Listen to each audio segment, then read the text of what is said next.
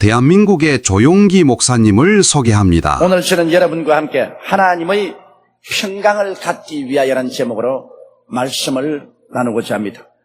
사람이 아무리 부귀공명을 다 얻었다 해도 마음에 평강이 없으면 결코 행복을 체험할 수 없습니다. 마음속에 불안, 공포, 염려, 초조, 좌절, 미움, 절망이 가득한 이상 삶의 기쁨이나 즐거움이나 그리고 행복은 결코 얻을 수가 없습니다. 그와 반대로 비록 그의 생애 속에 부귀, 영화, 공명은 없다고 할지라도 그 마음속에 평강이 가득하면 이 세상 그 무엇과도 바꿀 수 없는 기쁨과 평강과 행복이 그 영혼을 점령하게 되는 것입니다. 그런데 마음의 평안은 어디에서 우리가 얻을 수가 있습니까? 이것은 돈으로도 살 수 없습니다. 권력으로 취할 수도 없습니다. 연구하고 공부해서 마음의 평안을 얻을 수도 없는 것입니다. 이 마음의 평안을 얻는 길은 사도 바울 선생이 명쾌하게 오늘 읽은 성경 말씀을 통해서 우리에게 보여주고 있는 것입니다. 첫째로 성경은 우리에게 말씀하기를 주 안에서 항상 기뻐하라. 내가 다시 말하오니 기뻐하라고 말씀하고 있는 것입니다. 마음의 평강을 얻는 제일 첫 단계로서 우리 주님 안에서 마음에 기뻐해야 된다는 것입니다. 이 세상에는 너무나 고달픈 생존 경쟁 속에서 기쁨보다는 좌절과 슬픔이 더 많습니다. 이 세상에서 우리가 항상 기뻐할 수 있는 처지가 되어 있지 못합니다. 그러므로 이 성경은 말하기를 이 세상을 보고 기뻐하라, 환경을 보고 기뻐하라, 너희 기분에 따라 기뻐하라 그렇게 말씀하지 아니하시고 주 안에서 기뻐하라고 말하겠습니다. 기쁨이란 주 예수 그리스도 안에서 기뻐하라는 한계점을 정해놓고 있는 것입니다. 왜냐하면 우리 주 예수 그리스도 안에 들어오면 그 속에서 우리는 하나님의 용서를 체험할 수 있고 하나님의 용납과 사랑을 체험할 수 있게 되는 것입니다. 그리고 주 예수 그리스도 안에서 천지와 만물을 지으신 하나님이 우리 친아버지가 되셔서 우리와 함께 해주시고 하나님이 우리 복의 근원이 되어주시고 하나님께서 우리 영생의 보증이 되어주시는 것입니다. 그러므로 기쁨의 조건을 세상에서 찾지 말고 예수 그리스도 안에서 하나님의 품속에서 기쁨을 찾으라고 성경은 말하고 있는 것입니다. 그런데 여러분 우리의 기쁨이라는 것은 예수 그리스도 안에서 하나님을 생각하고 하나님을 찬양함으로 말미암아 그 속에서 체험할 수 있습니다. 왜냐하면 하나님의 앞에는 기쁨이 충만하고 하나님의 보좌 우편에는 즐거움이 넘친다고 말했습니다. 하나님 그 자체가 기쁨인 것입니다. 그러므로 그리스도 안에서 우리가 하나님 속에 깊이 들어가면 그 속에서 우리는 기쁨을 체험할 수 있는 것입니다. 여러분 노아의 홍수 사건을 보면은 홍수 때 하나님께서 노아에게 3층의 방주를 지으라고 하셨습니다. 그래서 제 1층에는 모든 먹을 식물들을 채워놓고 2층에는 각종 짐승들이 거하고 3층에는 노아와 8식구가 거하는데 그 방주에는 희한하게 창문이 천정에 하나밖에 없었습니다. 다른 데는 일체 창문이 없었습니다. 그러므로 노아는 홍수를 구경해 본 적이 없습니다. 빗방울이 떨어질 때로부터 시작해서 온 세상이 홍수로 뒤엎어지고 그리고 홍수가 나중에 지나가고 마른 땅이 될 때까지 노아는 홍수를 본 적이 없습니다. 왜냐하면 방주 속에 있어서 옆에 창문이 없었기 때문에 주야로 노아가 바라본 것은 천정에 있는 창문을 통해서 하나님만 바라보았습니다. 이것은 참 하나님의 큰 섭리가 있는 것입니다. 노아가 만일 창렬한 홍수를 바라보았더라면 그만 마음속에 불안과 공포, 좌절감으로 절망하고 말았을 것입니다. 지나가는 홍수 기간을 방주에 둥실 떠다니면서 견뎌낼 수 없을 것입니다. 노아와 모든 생물들은 공포에 질려서 다 죽고 말았을 것입니다. 그러므로 하나님께서는 비도 보지 못하고 바람도 보지 못하고 창렬한 홍수도 바라보지 못하게 하셨습니다. 산들이 꼭대기까지 물에 쳐 있는 것도 보지 못하게 하셨습니다. 오직 그것이 방주 밖에서 다 일어나고 있지만은 노아는 방주 안에서 오직 하늘로 향한 창문을 통하여 아침도 점심도 저녁도 하나님만 바라보고 하나님만 찬미하게 만들어 주신 것입니다. 그렇기 때문에 그 홍수를 통해서 노아는 마음의 평안을 갖고 기쁨을 갖고 소망을 갖고 힘과 용기를 갖고 기다릴 수가 있는 것입니다.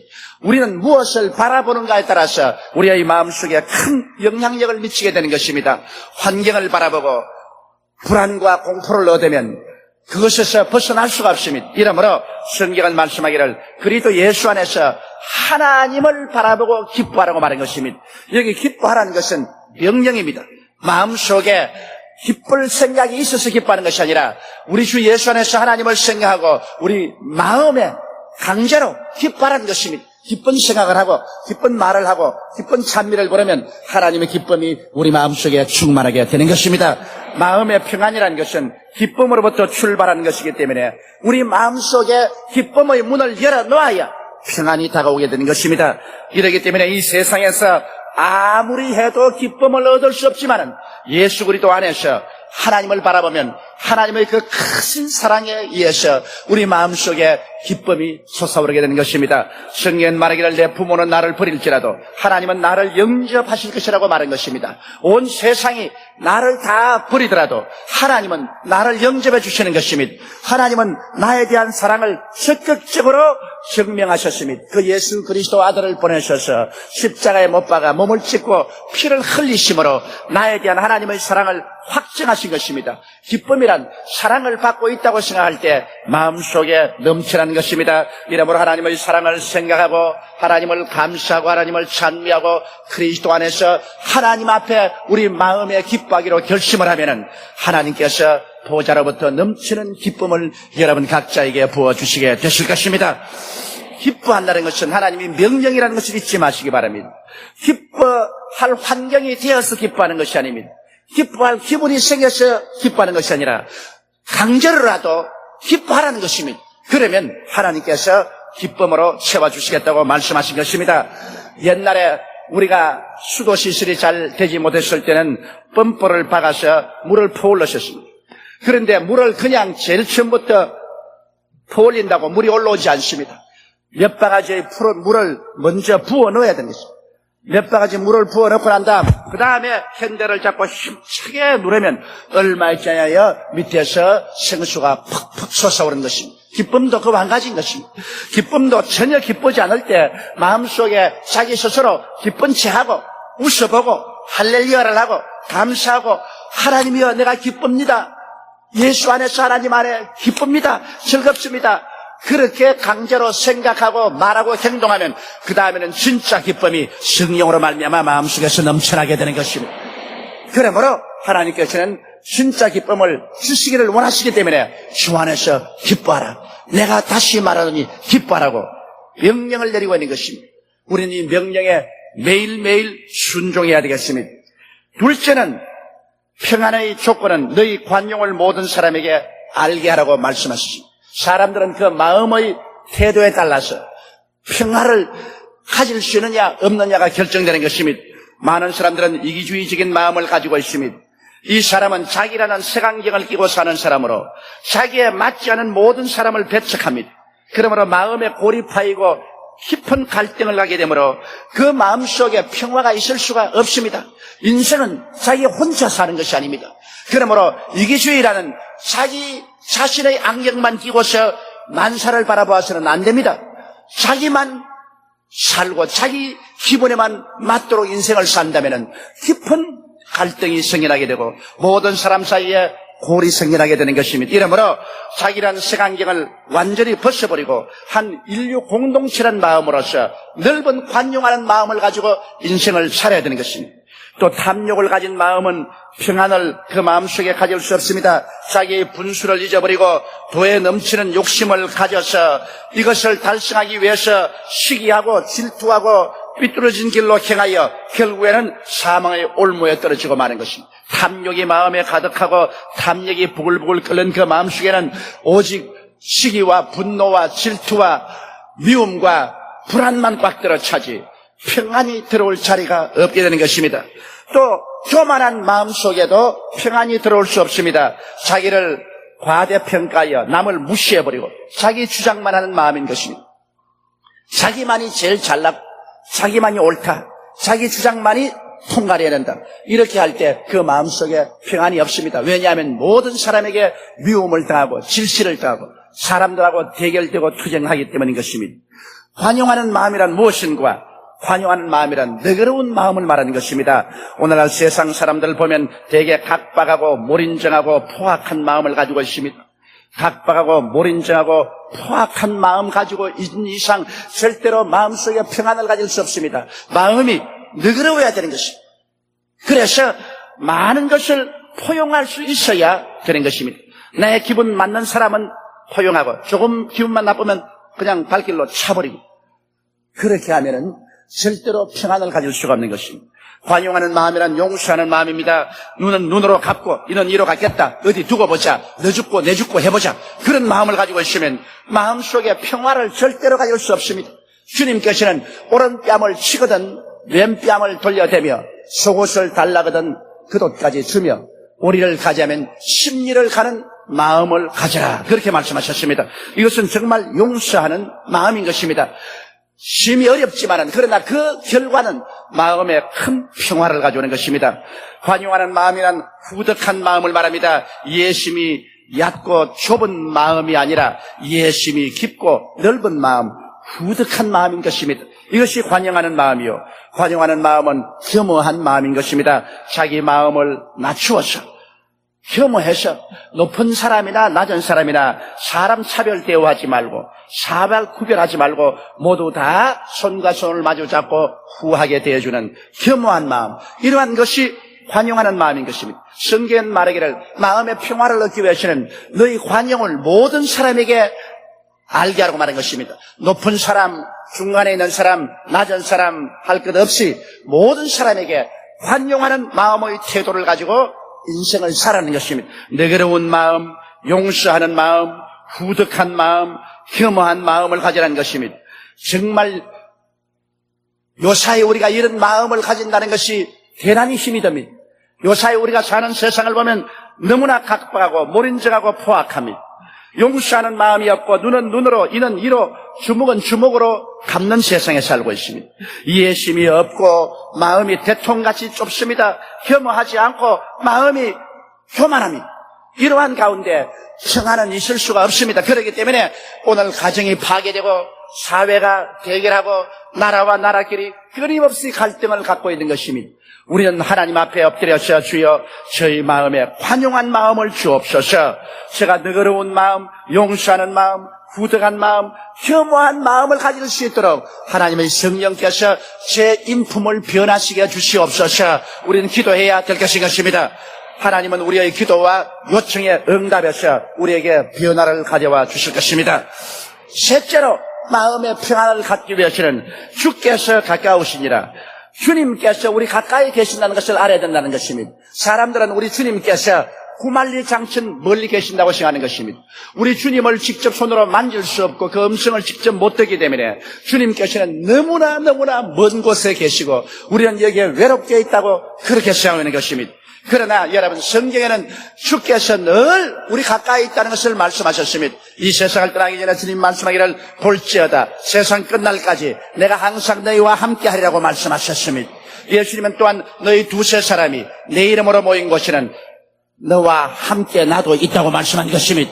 오늘 이처럼 많이 모였으니 예수님은 이 자리에 같이 계신 것입니다. 옆에 있는 두 사람 이상에게 주께서 이 자리에 계십니다. 그렇게 말씀을 했습니다. 예수님은 또 말씀하기를 그날에는 내가 아버지 안에 너희가 내 안에 내가 너희 안에 있는 것을 너희가 알리라고 말씀하신 것입니다. 주님께서는 나는 포도나무요 너희는 가지라고 말씀하셨습니다. 가지와 포도나무는 떨어져 있을 수가 없습니다. 그러므로 실상 우리 눈에 안 보이지만은 우리의 생각과 경험을 뛰어넘어서 우리 주님께서는 우리와 함께 계신 것입니다. 성경에는 주의 이름이 야훼 샬롬입니다. 주님이 같이 계신 증거는 마음의 평안인 것입니다.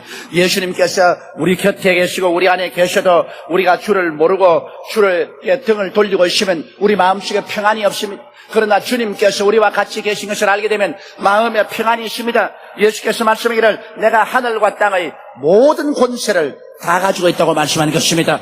그 권세 가진 예수께서 우리와 같이 계심으로 이 예수를 의지할 때 우리가 마음의 평안을 얻을 수 있는 것입니다. 그런데 예수님은 적극적으로 우리에게 말씀을 통해서 나타나시는 것입니다. 여러분, 이 말씀은 바로 주님인 것입니다. 말씀이 육신이 되어 우리 가운데 거하시니 우리가 그 영광을 보니 하나님의 독생자의 영광이요 은혜와 진리가 충만하더라고 말씀하신 것입니다. 그러므로 바로 이 말씀 속에 주님께서 계신 것입니다. 이러므로 우리는 끊임없이 하나님의 말씀을 읽고 하나님 말씀을 들을 때 그 말씀을 통해서 우리 주님의 임재하심이 마음속에 충만하게 되는 것입니다. 또한 주님께서는 성령으로 말미암아 우리 가운데 와 계신 것입니다. 예수께서 말씀하기를 내가 너희를 고아와 같이 버려두지 아니하고 너희에게로 오리라. 내가 아버지께 구하겠으니 그가 또 다른 보혜사를 너희에게 주사 영원토록 너희와 함께 있게 하시라고 말씀하신 것입니다. 성령이 오시면 바로 그리스도가 성령으로 더불어 우리 속에 와서 계신 것입니다. 이렇기 때문에 오늘 성령을 인정도 아니하고 환영도 아니하고 모시드리도 아니하며 성령을 대결하는 사람들은 그리스도의 평강을 가질 수가 없는 것입니다. 오늘날은 성령의 시대입니다. 성령께서는 24시간 우리를 돕기 위해서 우리와 함께 거하시는 것입니다. 성령을 인격자로 표시하고 있는 것입니다. 그러므로 성령님을 우리는 인정하고 환영하고 모셔드리고 우리의 생활 속에 의지하고 있으면 하나님의 성령께서 우리 속에 그리스도의 임재함을 충만히 갖다 주시는 것입니다. 그리고 기도 안에서 우리는 주님과 대화할 수 있는 것입니다. 세상에서 이야기할 때는 사람들과 대화합니다. 그러나 우리가 무릎을 꿇어 기도할 때는 주님과 대화하는 것입니다. 사람이 친해지려면 이 세상에서 많은 시간을 서로 대화를 나누어야 되는 것입니다. 대화를 많이 하면 할수록 우리는 친해지는 것입니다. 그러나 대화가 적어지면 적어질수록 우리는 멀어지는 것입니다. 그런데 우리가 기도를 많이 하면 할수록 우리 주님과 더 가까워진 것을 느끼게 되는 것입니다. 주님은 우리는 주님 속에 있는 것을 알게 됩니다. 한 식구간이라도, 한 지붕 밑에서 한 집에 밥을 먹고 살아도 서로 이야기할 수 있는 시간이 많지 않으면 서로 몸을 부딪히고 살아도 서로 가깝지 않고 멀어지는 것입니다. 이처럼 주님이 아무리 가까이 계셔도 우리가 기도를 많이 하지 아니하면 주와 대화의 시간이 적기 때문에 주께서 가까운 것을 우리가 느낄 수가 없는 것입니다. 그러므로 적어도 하루에 1시간 이상씩 주님께 엎드려서 우리가 기도하는 시간을 가지면 주께서 가까우신 것을 알 수가 있는 것입니다. 또한 우리 주님은 찬양 중에 거하시는 것입니다.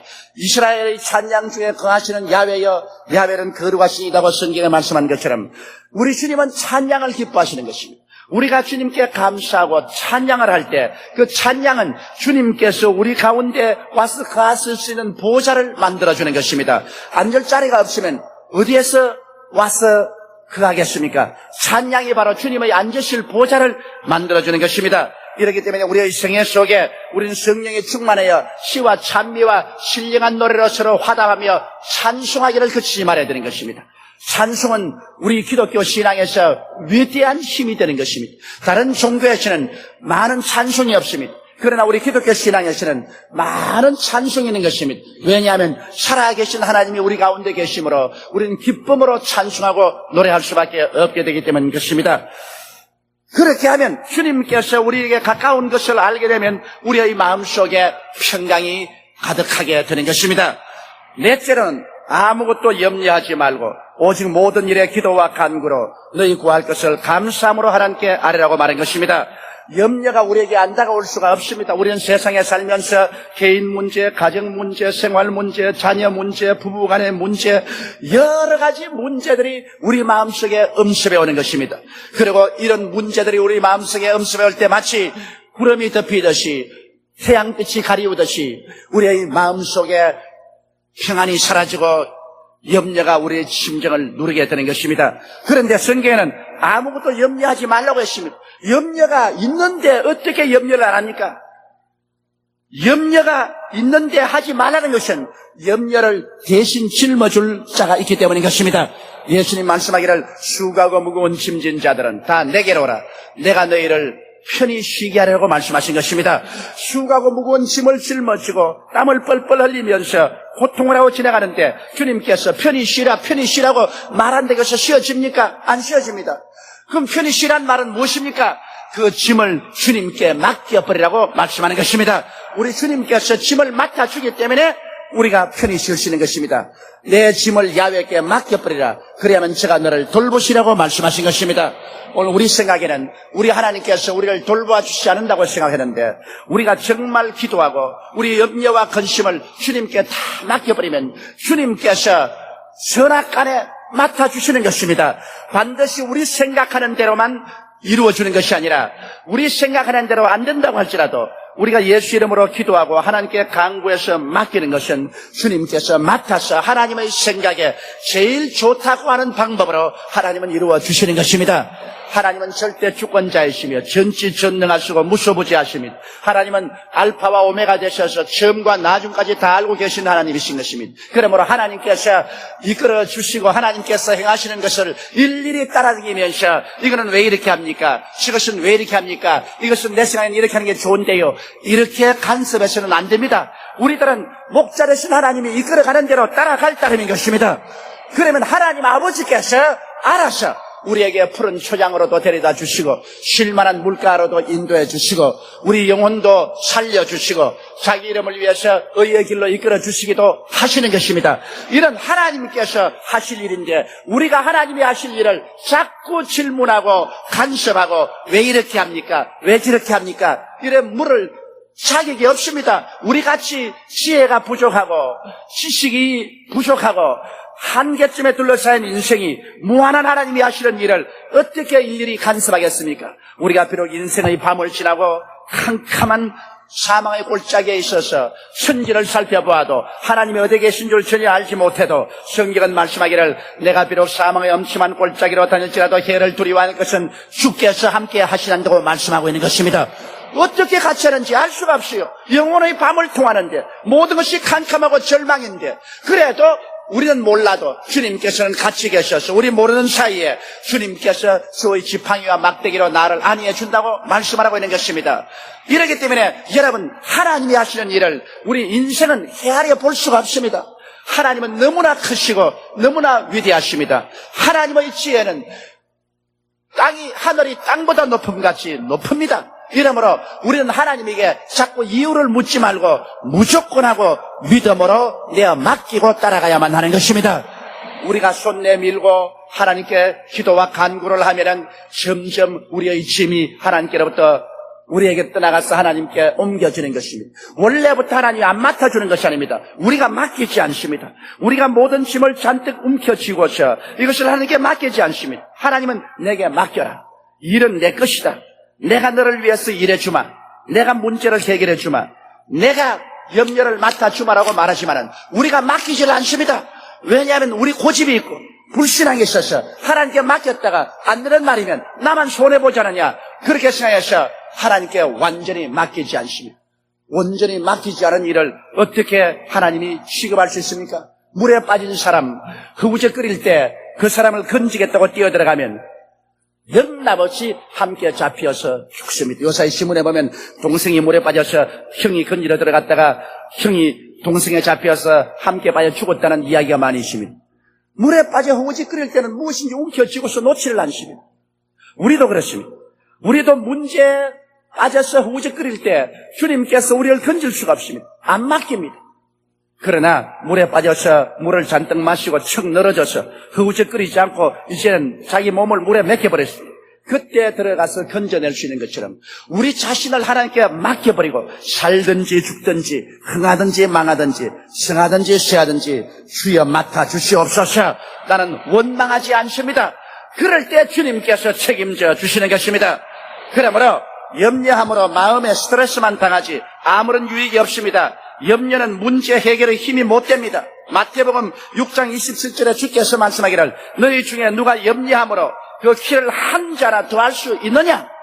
염려한다고 키가 커지는 법이 없습니다. 그러므로 마음이 염려로 눌릴 때 하나님께 나아가서 우리는 부르짖어 기도해야 되는 것입니다. 일반적인 기도로서 간단히 염려와 근심이 사라지면 그건 좋은 일입니다. 벌써 주님이 책임진 것입니다. 그러나 일반적인 기도로서 마음의 염려와 근심이 사라지지 아니하도록 철야 기도하십시오. 그리고 금식 기도하십시오. 그래서 마음속에 염려와 근심이 사라질 때까지 기도하십시오. 기도할 때 감사함으로 하라는 것은 소망과 기대를 가지고 하는 것입니다. 내가 아무리 기대해봤자 하나님이 뭘 응답해 주겠느냐 의심을 가지지 말고 소망과 기대를 가지고 마음의 평강이 임할 때까지 우리는 부르짖어 기도해야만 되는 것입니다. 마음이 편안해졌다는 것은 하나님께 다 맡겼다는 증거인 것입니다. 마음이 아직 편안해지지 않고 마음이 착잡할 때는 아직 맡기지 않은 것입니다. 그러므로 계속 기도해야 되는 것입니다. 계속 부르짖어야 되는 것입니다. 그러다가 순식간에 내 마음의 모든 무거운 짐이 사라지고 염려와 근심이 안개구름같이 사라지고 하나님의 평화가 내 마음을 가득 채울 때 그때 내가 모든 것을 하나님께 맡겨버린 바 된 것입니다. 그때부터 하나님은 나의 일을 직접 맡아서 책임지고 처리해 주시는 것입니다.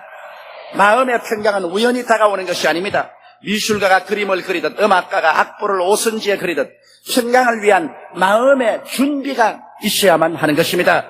하나님께서는 우리들에게 가르쳐 주신 평강의 원리를 우리가 실천할 때 참으로 삶의 그 어떤 폭풍우가 다가오고 어떤 풍랑이 다가와도 이 마음의 평강한 것을 잠잠하게 해버리고 마음속에 넘치는 평화와 기쁨과 행복을 하나님은 갖다 주시는 것입니다. 그러므로 오늘 평강의 법칙을 마음속에 기억하고 이것을 여러분 생활 속에 꼭 실천하시기 바랍니다. 기뻐하라. 내가 다시 말하니 기뻐하라. 주 안에서 항상 기뻐하라. 너희 관용을 모든 사람에게 알게 하라. 주님께서 가까우시니라. 아무것도 염려하지 말고 너희 모든 구할 것을 기도와 간구로 감사함으로 주님께 아뢰라. 그러면 너희 지각에 뛰어난 하나님의 평강이 너희 마음과 생각을 지키시라고 말씀하신 것입니다. 오늘 이 불안하고 스트레스가 심한 세상 속에 하나님의 평화를 마음속에 가지고 사는 것은 마음의 행복뿐 아니라 우리의 몸에 큰 건강을 가져오게 되는 것입니다. 오늘 대다수의 무서운 질병들은 마음의 불안, 공포, 절망, 스트레스 때문에 오는 것입니다. 마음의 평안을 가진다는 것은 우리가 건강하고 장수할 수 있는 비결도 되는 것입니다. 이 평강은 우리가 예수 그리스도의 십자가 밑에 와서 하나님이 명하시는 대로 예수를 믿고 이와 같은 기도의 방법을 취할 때 우리는 이 땅에 살면서 넘치는 마음의 평강을 가지고 살아갈 수 있는 것입니다. 우리 다 같이 고개 숙여 기도드리겠습니다. 거룩하시고 영광스러우신 우리 아버지 하나님, 이 세상은 사막과 같습니다. 끊임없이 폭풍우가 불어옵니다. 우리 마음속에 염려 근심의 구름과 안개가 뒤덮습니다. 우리의 앞날이 캄캄합니다. 고통과 괴로움이 평화보다 더 많습니다. 이러한 가운데 사람들은 불행하고 슬퍼하고 병들고 죽어갑니다. 내 아버지 하나님이 오늘 주님께서는 우리가 하나님 앞에서 평화를 얻을 수 있는 길을 가르쳐 주신 것을 감사하옵나이다. 하나님은 기쁨의 근원이 되심으로 주 예수 안에서 강제로라도 기뻐하라. 마음의 기쁨을 가지라고 하셨으니 오늘부터 우리는 기뻐하게 도와주시옵소서. 예수님 안에서 하나님 앞에 기쁜 감사와 찬양을 드리게 하여 주시옵소서. 우리 주 예수님 이름으로 기도드리옵나이다. 아멘. 할렐루야. 아멘. 목사님 감사합니다. 구독과 좋아요는 제작하는 데 힘이 됩니다. 감사합니다.